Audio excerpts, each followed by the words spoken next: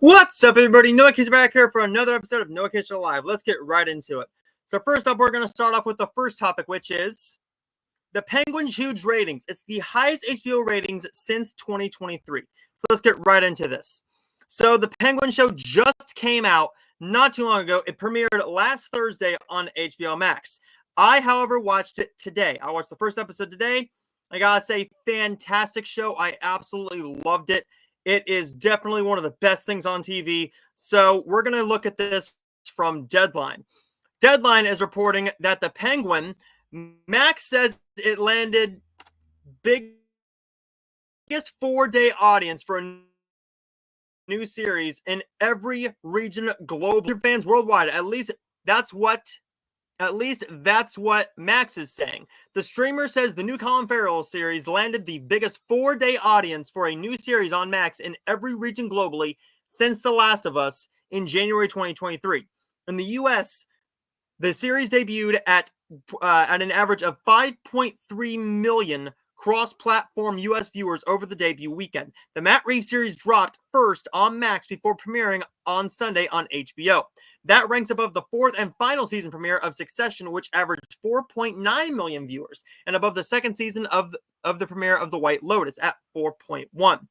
So, this is not the highest it's done, but the Penguin did debut just below the fourth season of True Detective Night Country, which averaged 5.7. So this is massive news. It is awesome to see this because the Penguin is a great show. I mean, obviously, I wore my Batman shirt as a celebration of it. I think it's one of the greatest things on TV. It's definitely a phenomenal show. But what this really does speak to, what it speaks to, is that you don't need Batman to be a successful and amazing show to engage your viewers. So, with something like this, Batman's not in it.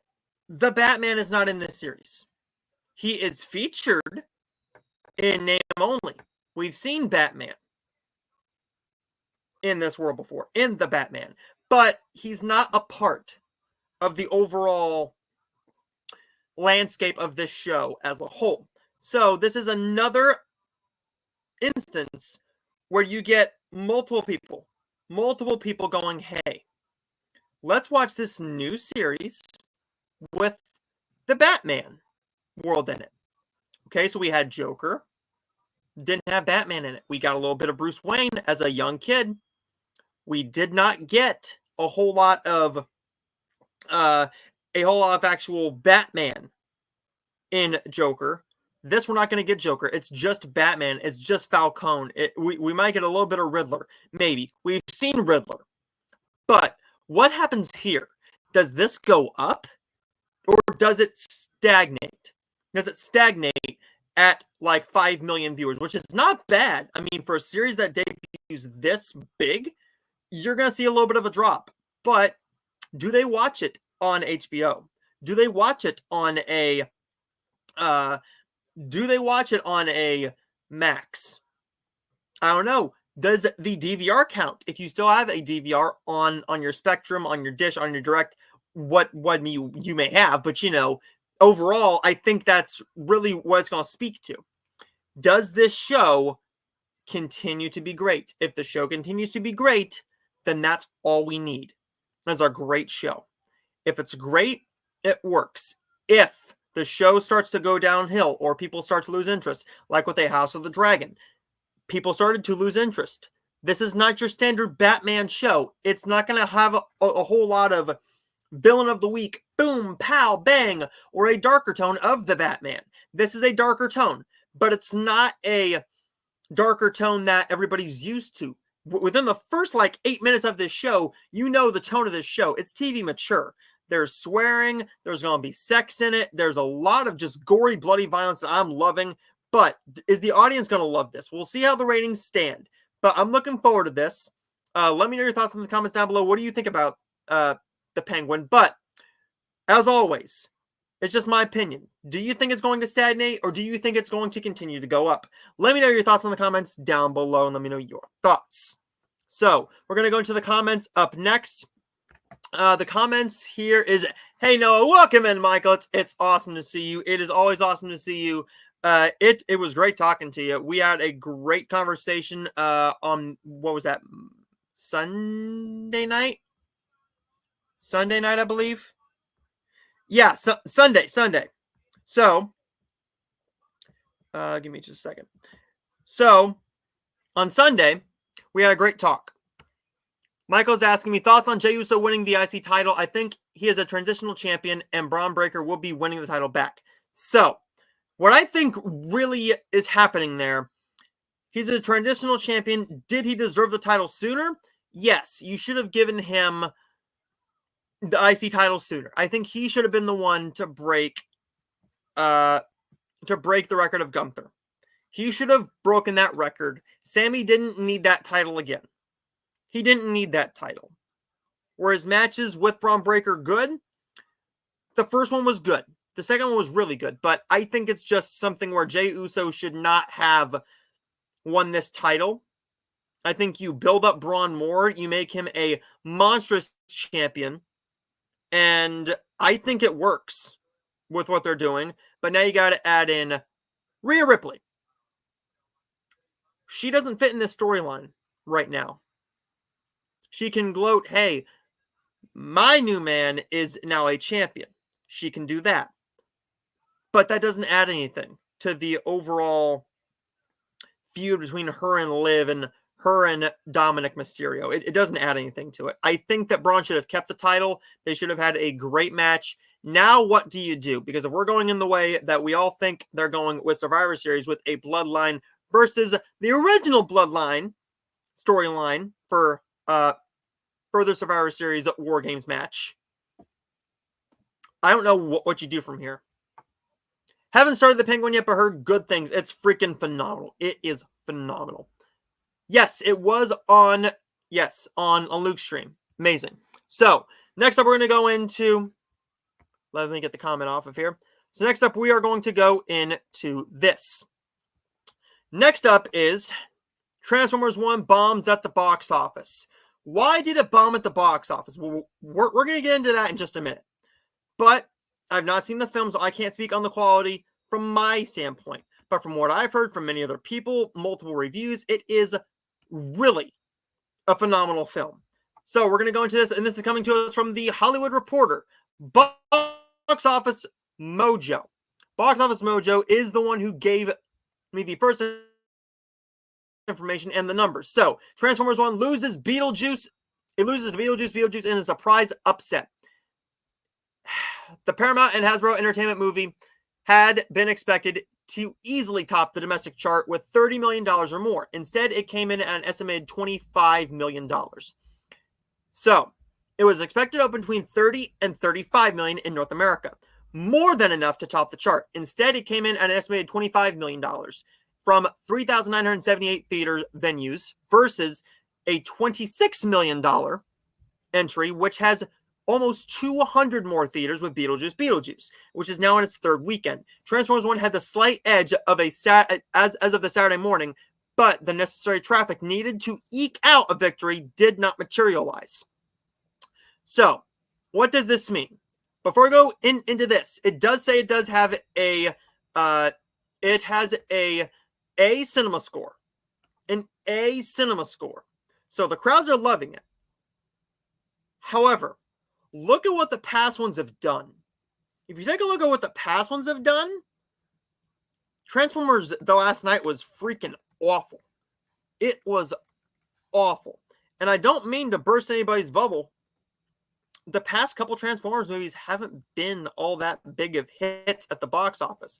So, taking a look at this, we're going to take a look at the box office for Transformers the last night first. So taking a look at this, where did this land? It was the lowest of the franchise so far, and that landed it at $602.8 million. That was a franchise low. Going up here to Rise of the Beasts, 439.2. Not great, but not bad either. But taking a look at this was the big thing. Bumblebee. If I can spell. Bumblebee. There we go. Trying to talk and type at the same time is not easy. So taking a look at what Bumblebee did. $464 million. Okay? So, what did we just notice there? What did we just notice there?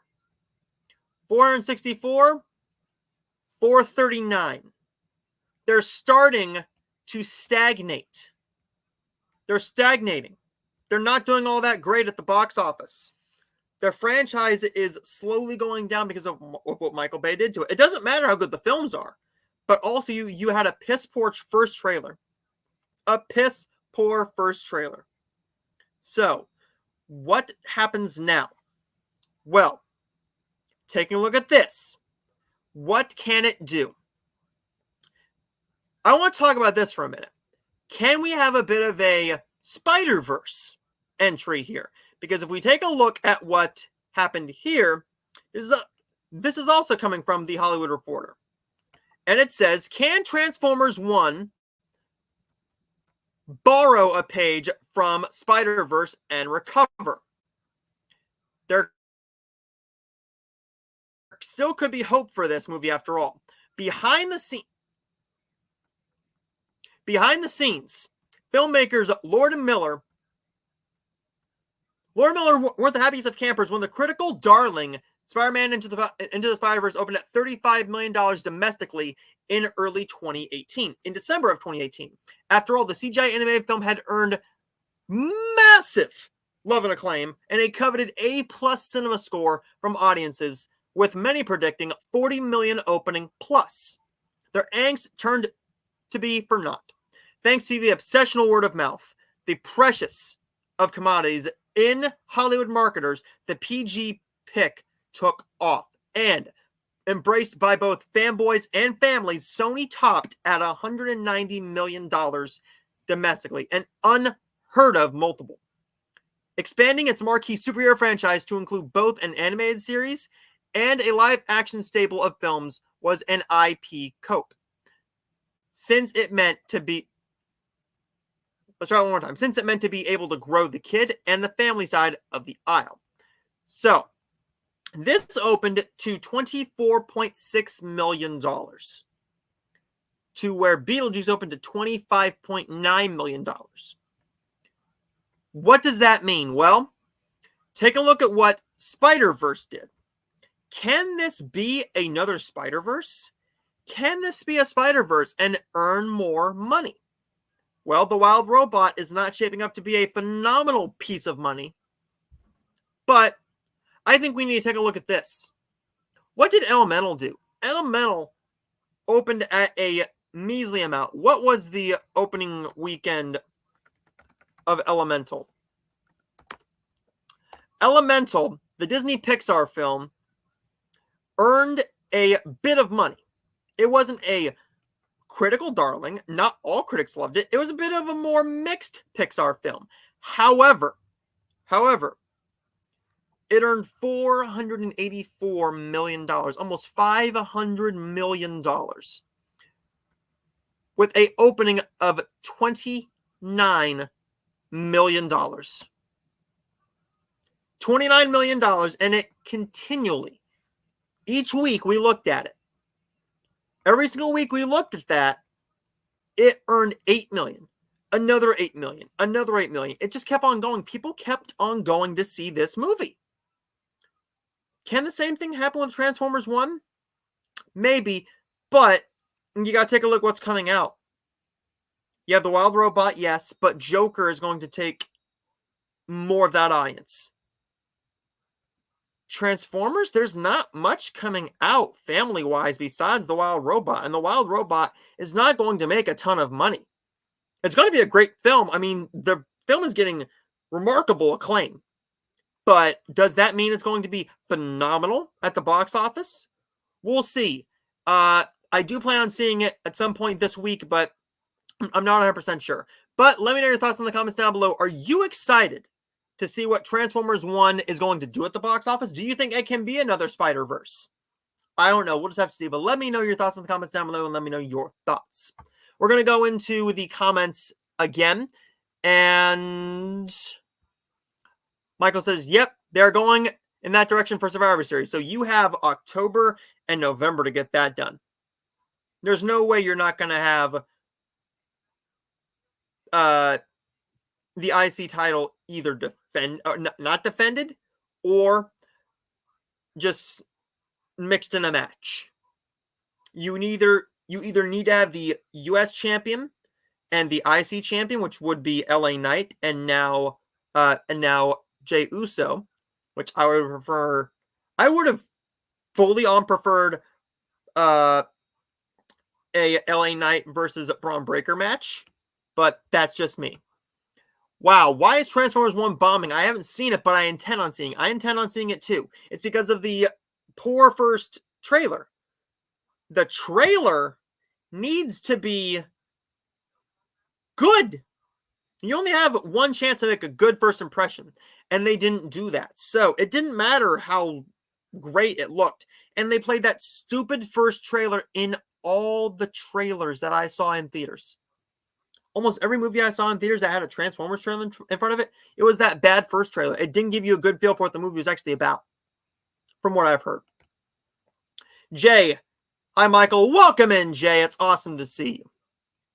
And that's just Michael saying hello to Jay. The next Transformers will be a G.I. Joe crossover. Yep. We will see how that goes. I don't think that's a good sign, because if you can't rely on that and you can't build anything with a live action film, we'll see. We'll just have to see what happens. I'm not saying it's going to be a bad decision if the trailers look good, but then again, if you look at what the last G.I. Joe's type of movie did with Snake Eyes, that bombed because the movie was awful and the trailers looked bad. It's all about marketing. If your marketing and your first trailer doesn't appeal to anybody, you're in trouble. But we're going to move into this next topic. And this next topic is a bit of a nice topic here. Kyle Chandler is Hal Jordan in HBO's Lanterns. This is good news because we're moving forward in the DCU. We're moving in with the James Gunn verse. So with Hal Jordan, this is a bit of an interesting pick, I think. I think it's a bit of an interesting pick because he's a bit of an older guy. He's a bit of an older dude. I'm not going to lie to you. I didn't picture Hal Jordan being the age of Kyle Chandler. So Kyle Chandler has just been cast as the Green Lantern. So we're going to take a look at this. But why? Why is this the ultimate pick? We're going to take a look at this. And this one is going to come to us. Well, if I can get it up here. This one is going to come to us from Screen Rant. And Screen Rant is reporting this. Once I pull it up here. Kyle Chandler's Green Lantern Hal Jordan casting comes to life in new DC Universe art following recent reports. So this is pretty cool.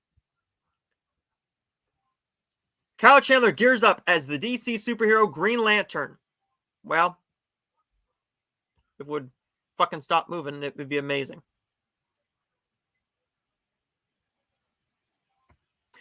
In the Lanterns TV show and new art, after he was reported to be joining the DC Universe franchise. With James Gunn's DC Universe on the horizon, several films and TV shows are in various states of development, with some of them having reached the casting process. For the Lanterns TV show, DC Studios is currently looking for the leading man who will play Hal Jordan and Jon Stewart, though the former has reportedly been found. For the role, they found Hal Jordan in Kyle Chandler and in Lanterns. So, in this HBO drama, he is reportedly in talks to join it. In talks means that they probably they're about to sign the contract. They're pretty much just discussing money at this point. While the world awaits confirmation, popular graphic artist Julian Bell shared new art of what the Friday Night Light star could look like as Green Lantern. Check it out below. So I think this looks good. I think it gives us a good look at what he can potentially look like.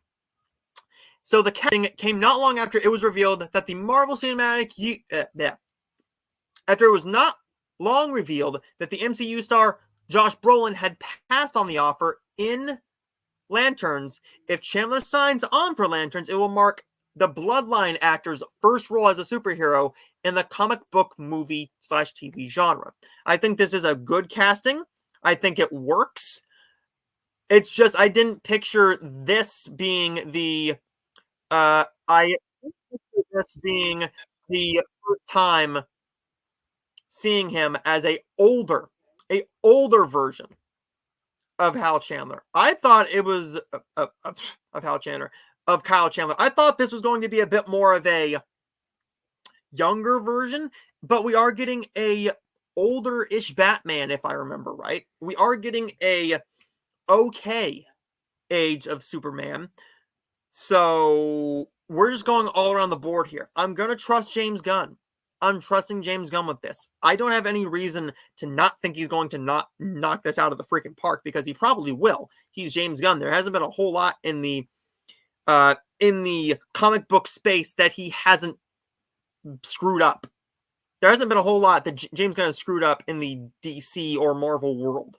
But overall, what do you think? Are you excited about the news that Kyle Chandler has been cast as Hal Jordan in HBO's Lanterns? Let me know your thoughts in the comments down below, and let me know your thoughts.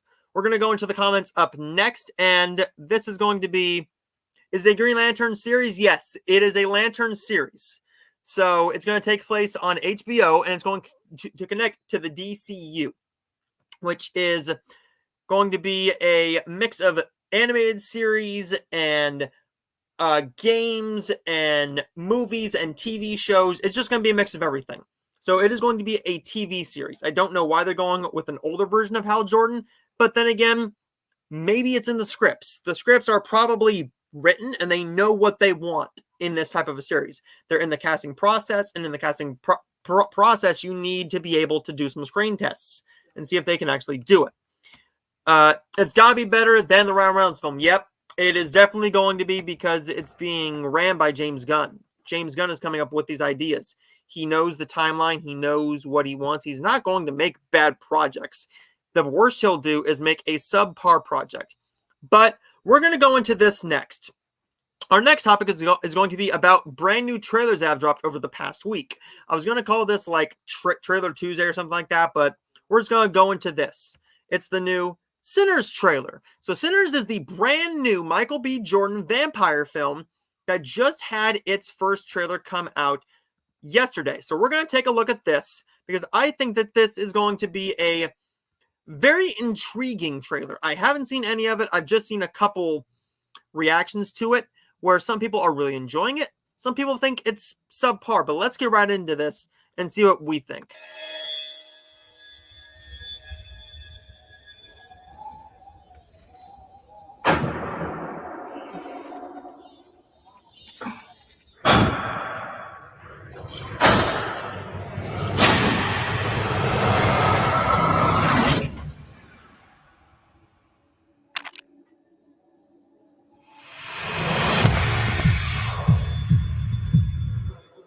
I've been all over this world.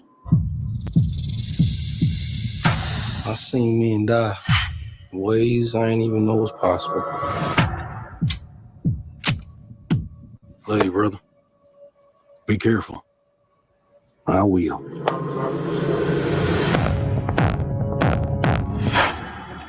With all the things that I've seen,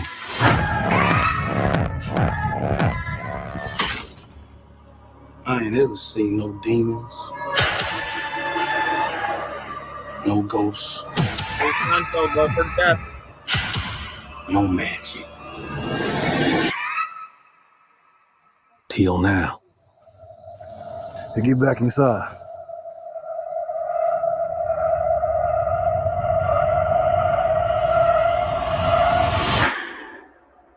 Let me in, man.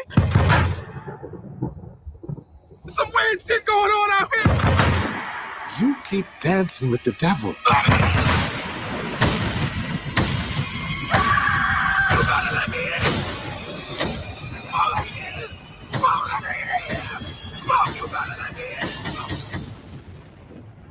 One day he's gonna follow you home.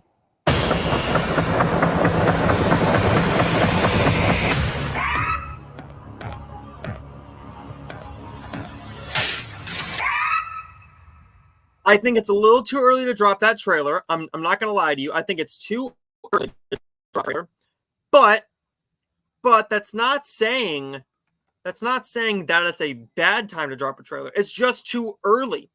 If you're going to drop a trailer, what you really need to do is build excitement for the movie. And it built excitement. This is more of a teaser trailer. It doesn't give you an actual story of the movie. It gives you glimpses. It's going to be a hard R film, I think. Ryan Coogler masterfully directs almost everything he does. And Michael B. Jordan is freaking phenomenal at almost everything he does. This is going to work, I think. It's just, is the story going to be well written enough to build everything as a whole and make it a cohesive and tightly written story? We'll see. I think this looks very promising. It looks gory. It looks bloody. It looks right up my alley. But what do you think? That's what's important. What do you think about this trailer? Do you think it's too early? The movie doesn't come out till March. We got August. Well, August, November, December, January, February, March. That's 6 months you drop your first trailer. And this isn't even a big budget project. Well, I'm not going to say it's not big budget. It looks big budget, but Sinners just looks to be a bit of a lower tier film to be releasing a trailer 6 months. 6 months before the movie comes out. I think you should have put this trailer right in front of, say, Nosferatu. You wait until maybe around Christmas to drop the Sinners trailer, but that's just my opinion. What do you think? Are you excited for Sinners? Are you excited for it? Let me know your thoughts on that. Let me know your thoughts in the comments down below. We're going to go into the comments up next, and Michael says, I really like the Sinners trailer, and I'm glad they're keeping the vampire stuff a secret. Yes, I think you do have to reveal it, though. You have to reveal it in the next trailer. You got to give a look, because if you're not going to give a look at it, you're not going to get anybody even remotely interested in the film. Because what Blade Runner 2049 did, they didn't give you a whole lot of story. They just said, oh, it's Blade Runner. Here's the thing. Vampires aren't that popular anymore. We've seen that with the Resident Evil franchise. We've seen that with the horror franchises as a whole not being that big of a thing anymore. But we will see. We will see. But I'm really interested in that movie. Twilight, no, it did not. What killed it? It wasn't just Twilight. Twilight built it up. It gave it a fan base. It reinvigorated the vampire franchise. What the vampire movies have done, vampire movies, I hate to break it to you, haven't been all that good. They haven't been all that good. Let's take a look at this.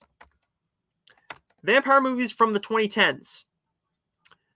So the vampire movies from the 2010s that I can personally think of that weren't all that good. There was Dracula Untold. That wasn't very good. You had Priest. That wasn't very good. Underworld, Blood Wars. That wasn't very good. Abraham Lincoln, Vampire Hunter. That wasn't very good. What really didn't help matters much is that we didn't get a whole lot of them, because if you're not a big budget franchise, those aren't going to be the massive franchises. It's not going to bring in money. The vampires never brought in all that much money. What Twilight did, Twilight was a teen franchise based on best-selling books that were adapted from those books. That's what they were. And they were there to see Edward and Bella and Edward and Jacob. That's what they were there to see. So I don't think that Twilight killed the vampire franchise. It's that the franchise was never that popular as a whole anyways. I mean, The Lost Boys and Fright... Yep. As you are saying here. The Lost Boys and Fright Night are the vampire films. Yes. Those are in the 80s and 90s. It's that those films were made for the 80s and 90s. For a vampire film, there's not a whole lot that you can take seriously. There's not a whole lot that you can take seriously. But that's your opinion, and that's awesome. That's awesome. But next up, we're going to take a look at this. There's a brand new trailer out for Red 1. So the brand new trailer for Red One just dropped today. No, sorry, it dropped yesterday, and I have not seen it yet. So I'm looking forward to seeing this. What is it going to look like? Is it going to be better than the first trailer? Well, let's take a look at this and see for ourselves, shall we? Rocking around the Christmas tree at the Christmas party hop. This will go on where you can see and go.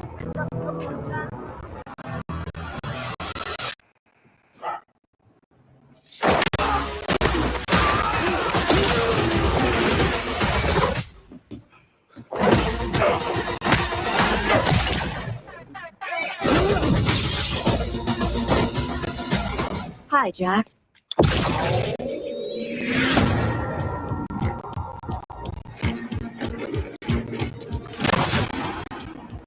Who plays? Welcome to the North Pole. Come again? Last night, Red One, also known as St. Nicholas of Myra, was abducted. Are you saying Santa Claus has been kidnapped? You're the best tracker in the world. You're gonna help us find him. I work alone. You used to. There he is. I'm not gonna like you. I can tell right away. Out of everyone here, I like you the least. Garcia? What the hell? Should we do the thing? I'm afraid we're gonna have to. You're mine until we find him. Oh, God. I suggest you get going. Claus. We doing some last minute Christmas shopping? Toy stores. Toy stores what?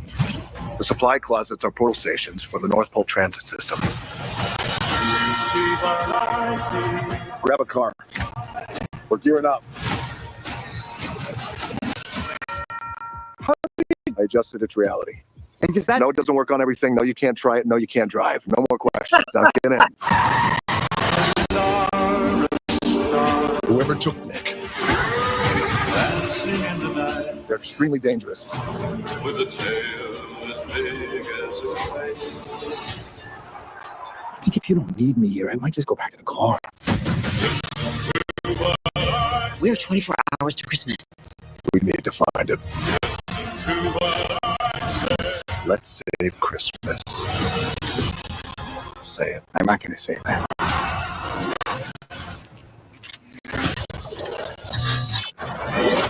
Cover us.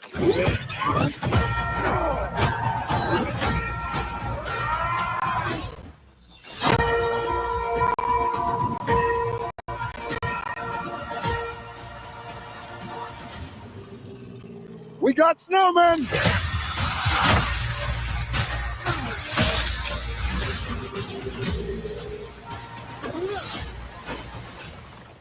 Well, it was nice to meet you, Cal. Good luck with everything. So the good news is they're not taking themselves very seriously with a trailer like this. And I love that, because if you take yourself seriously with a trailer like this, you're going to be in massive, massive trouble. If you take yourself seriously with a movie involving fighting snowmen, oh, you want to talk about people being ticked off? I will be ticked off. But what do you think? Are you excited for Red One? I'm more excited for Red One just because of that trailer. I'm not sure about the snowmen, but I can tell by the tone. It's for me. I mean, clearly, I'm a Jumanji fan. I enjoy both Jumanji movies. Well, both of the Rock Jumanji movies. I'm obviously a big fan of The Rock. Big, massive fan of The Rock as an actor and as a wrestler. But as an actor, I think he's standard. He knows his roles. He knows what he's doing. He's good at it. Sure, he plays the same character, well, the same roles, but you know what? Hey, he makes money. He's a name that brings in money. Not for Black Adam, but you know, that's besides the point. But let me know your thoughts in the comments down below. Are you excited for Red One? Does this trailer get you more excited for Red One? Let me know your thoughts in the comments down below. We're going to go into the comments very, very quickly before we go into our last trailer. Innocent Blood is another underrated vampire film. I have not seen that film. Red One looks fun. If it's fun, that's all that matters. You just need to be fun. You just need to not take yourself seriously. Because if you take yourself seriously, your movie is not going to go anywhere. It's not going to go anywhere. But next up, and for the final trailer that we are going to watch and react to, it's the brand new trailer for Gladiator 2. So Gladiator 2 drops a brand new trailer. I have not seen this one yet either. I was very busy yesterday, so playing a bit of the trailer catch up. So we're going to take a look at this and see what happens here. Strength to another.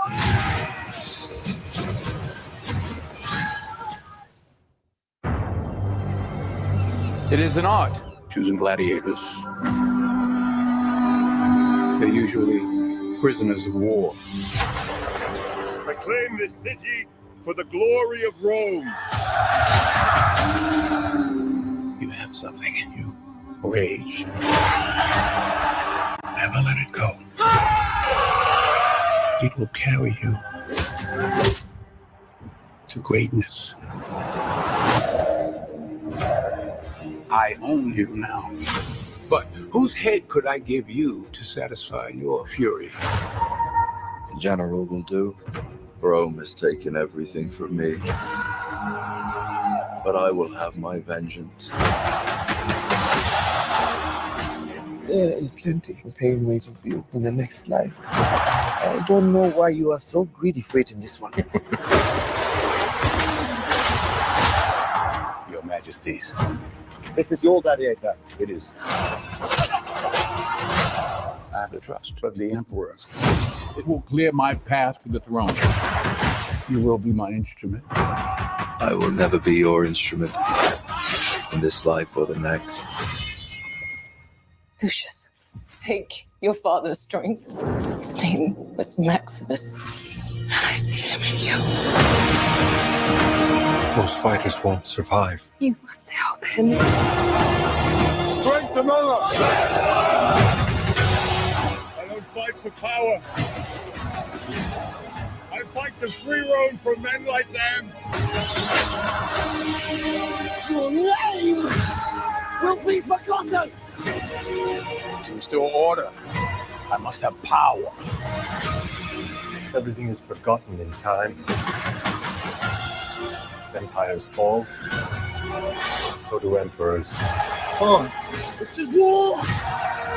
Real war! The odds are against you. The odds are always against me. Ready to roll!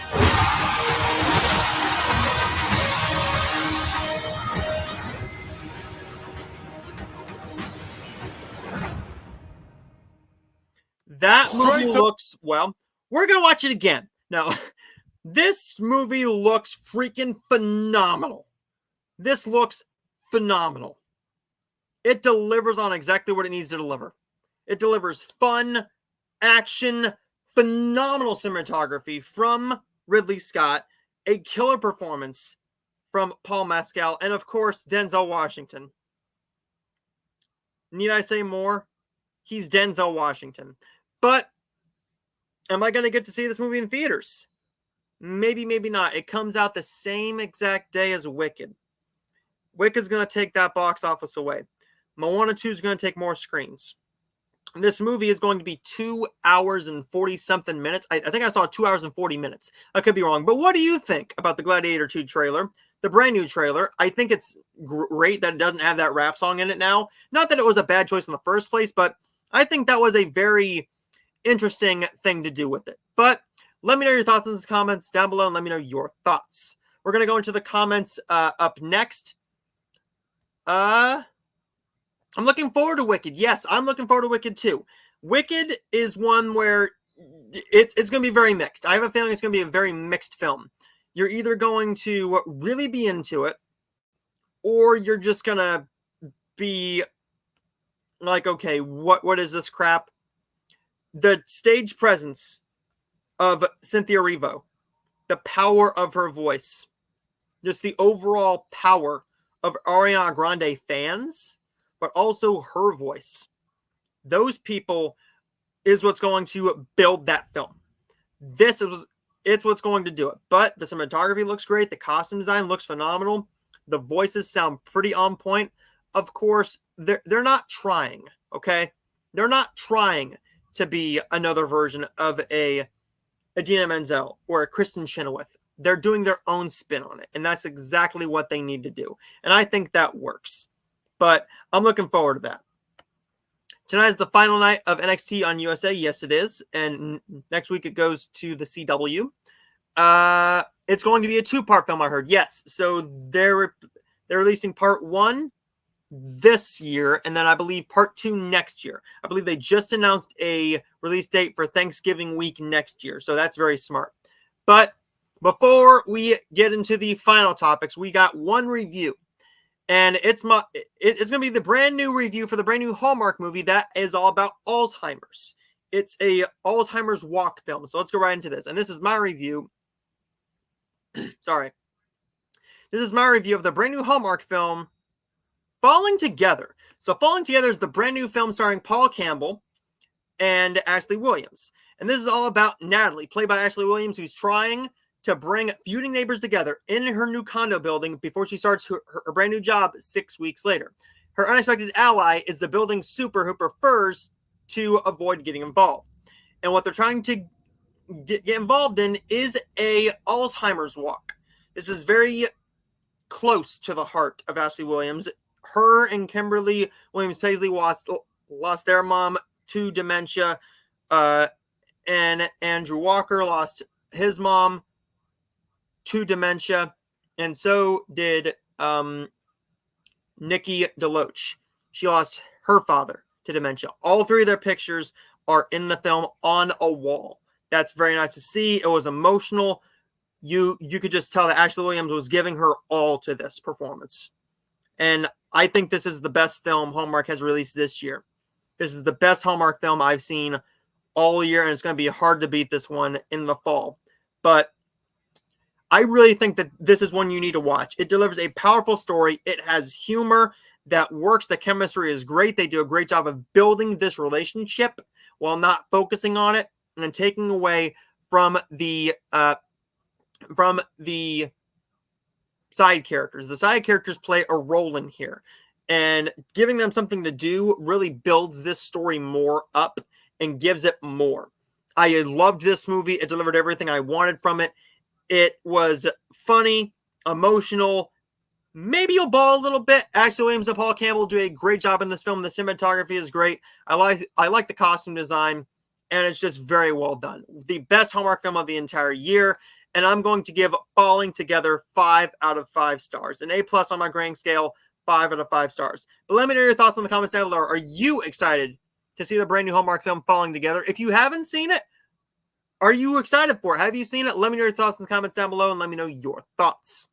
So we're going to go into the regular topics every single week, and we're going to go into, well, we're going to go into Release Rewind. So Release Rewind is the segment every single week where I go over everything, all the movies, and a couple TV shows this time that debuted 10, 20, 30, 40 years ago. So we're going to take a look at this first.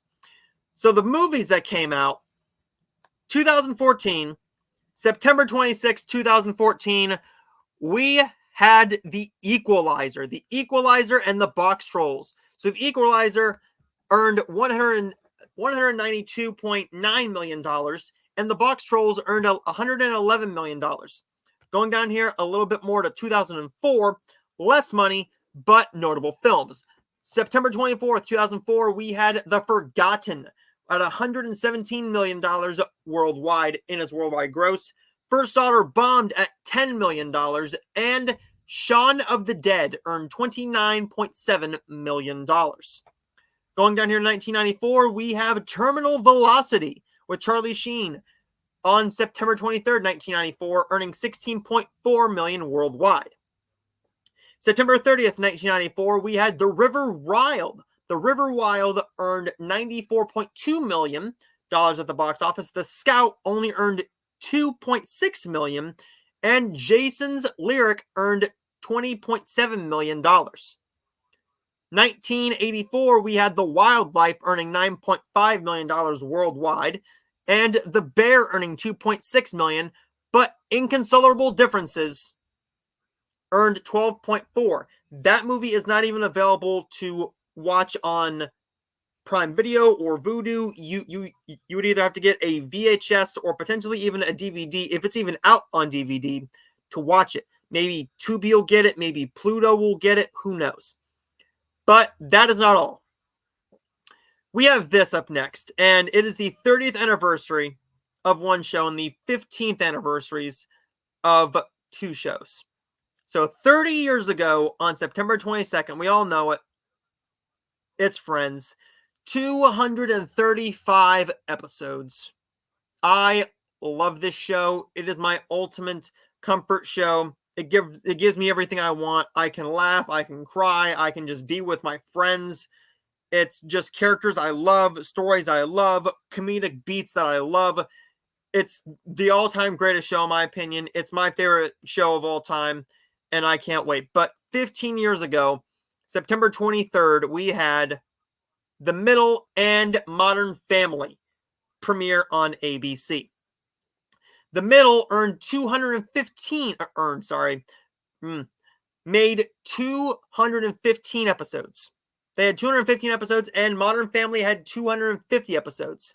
I've seen every episode of Modern Family. I've seen the good majority of The Middle. I don't know if there's a couple that I haven't seen, but I've seen the good majority of them. And I love all three of those shows. I just wanted to share some love with a couple of the TV shows that I love. I think easily three of the biggest comfort shows for people. I'm in a group for Friends. I'm in a group for The Middle on Facebook, and people love it. People love it. And there's even a podcast for The Middle with Brad and Sue. Awesome. But there's Release Rewind. Let me know your thoughts in the comments down below. Do these make you feel old? Did you watch any of these shows? Did you watch any of these movies? Or do you just enjoy the segment? Let me know your thoughts in the comments down below, and let me know your thoughts. So next up, we're going to go into the next topic, which is going to be Ticket Tracker. So Ticket Tracker is where we take a look at what the box office was like this past weekend. So we're going to take a look at this. Number one, we already know it. Beetlejuice earned $25.9 million at the box office and is having a monstrous time at $330 million worldwide.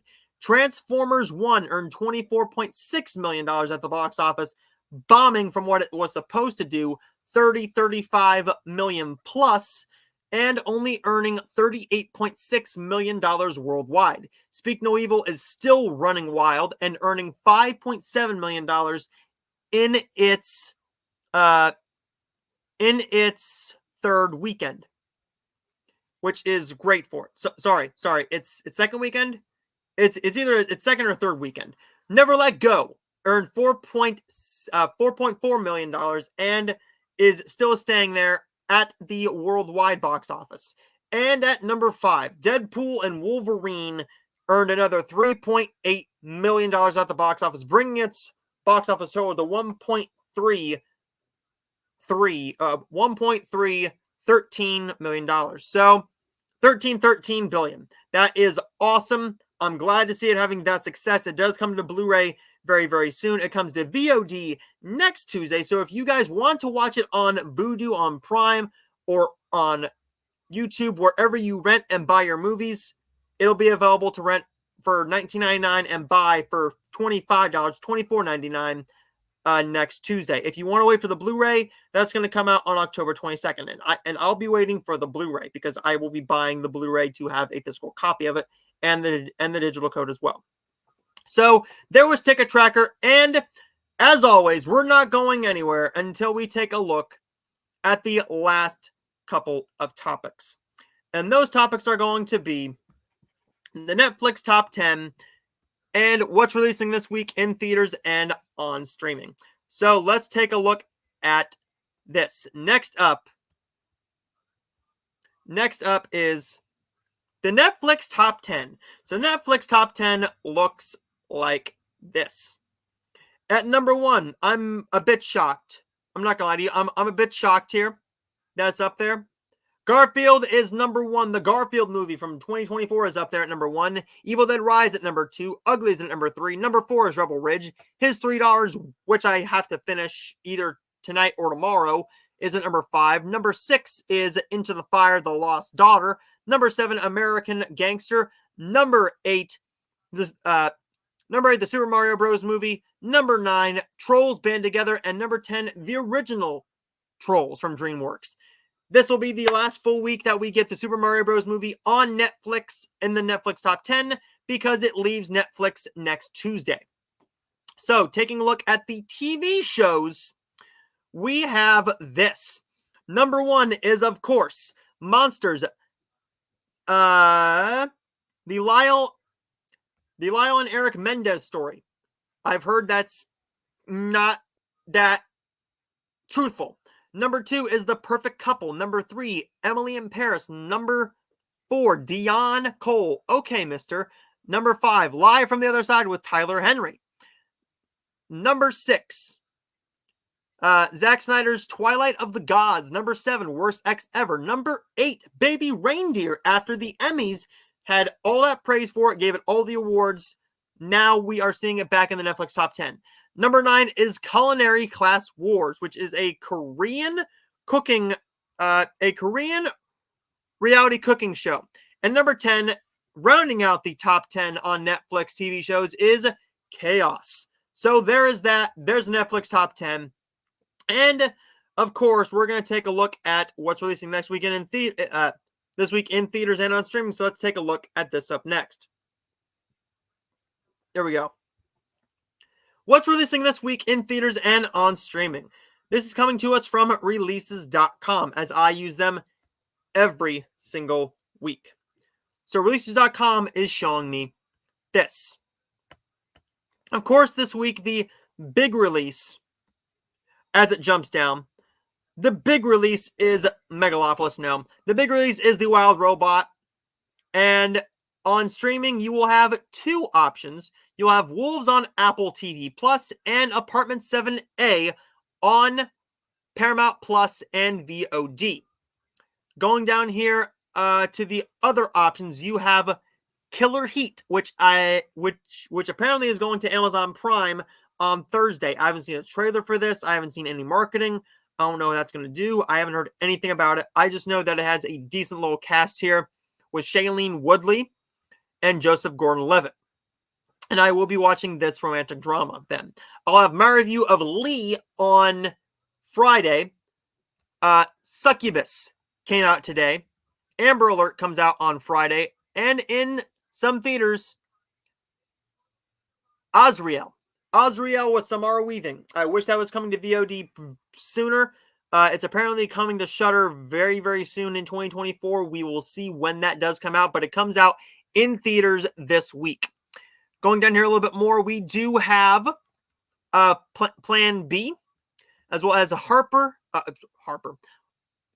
and Harper on Netflix. I will be watching that, as well as Resball comes out. I still have to see the trailer for Resball. I'm not quite sure about that one yet. On Amazon, there is a film called Previously Saved Version. Not quite sure what this is, but it looks to be a foreign language film. So if this is your cup of tea, go for it. The Life of Peter Gottlieb? I could be wrong. I saw that this was on the Vudu. I might have to check a trailer for that one. Going down here a little bit more, a film that came out today, Kill 'Em All 2 with Jean-Claude Van Damme came out today. Going down here more, we will take a look. Oh, She Taught Love is coming to Hulu. I've seen nothing about this one, and I'm sure this is going to be, this will have its audience. It will have its audience. It's not for me, but that's up to every other person. So, next week is the big one, folks. Joker Folie à Deux. Joker Folie à Deux comes out along with VHS Beyond. We're going to try it one more time. Along with VHS Beyond, Salem's Lot on Shudder, VHS Beyond on Shudder, and Strange Darling comes out on VOD on the 1st. So next Tuesday, Strange Darling comes out. I hope it's $5.99, $9.99 even. Hold Your Breath comes out on Hulu next week. on the 3rd, and this seems to be in the 1930s Oklahoma, amid the region's horrific dust storms, a woman played by Sarah Paulson is convinced a sinister presence is threatening her family. So it's a dramatic horror thriller film. That looks intriguing. Going down here a little bit more, we do have My Penguin Friend, comes out on VOD. I've heard that this one is cute. It looks cute. Might not be up everybody's alley, but I have some interest in it if it's cheap enough. Going down here just a little bit more, we will have a couple more things coming out, but they're just not announced yet, and they're not showing up. But that's not all. That's not all that I will have reviews for. Tomorrow and on Thursday, there are some shows coming out that I want to talk about. And I don't know if I will be reviewing it. But this week, we have the premiere of Mr. McMahon on Netflix. I will probably just watch this and not review it. And I will potentially be watching and reviewing Nobody Wants Us. I'm hoping this is like a half-hour romantic comedy series, I'm hoping. But I plan on watching that on Thursday. And all the way down here, we have something called Penelope. That was about to play before I was showing you the trailers. And also, this week, we have a couple new shows. Brilliant Minds, which I will be watching the very first episode of, along with Dr. Odyssey, which I'll be watching the very first episode of on Friday. So there is that, everybody. We got a lot more coming to you. Plenty of TV shows, but that's everything. And as always, like, subscribe if you're new. And before we go, do we have any more comments? We have one comment. We have one. Okay, so hi, Jay. Welcome in. It is awesome to see you. But as always, guys, like and subscribe if you're new. Let me know your thoughts in the comments of everything I talked about on this show down below. And as always, guys, I will see you guys next time. So where did you go when the